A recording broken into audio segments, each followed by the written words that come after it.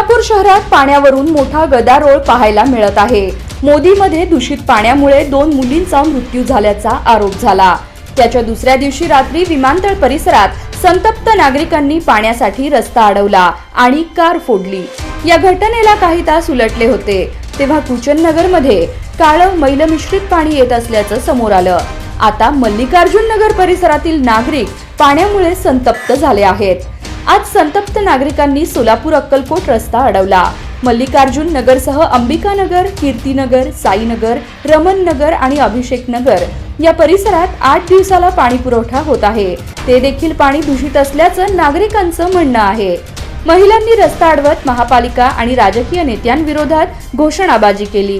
काही महिलांनी भर रस्त्यावर डेरे फोडले। यामुळे काही काळ तणावाचं वातावरण निर्माण झालं होतं। हे आंदोलन पाहण्यासाठी लोकांची मोठी गर्दी जमली। काही करून आम्हाला नियमित पाणी पुरवठा करा, तसंच शुद्ध पाणी द्या अशी मागणी नागरिकांनी केली आहे।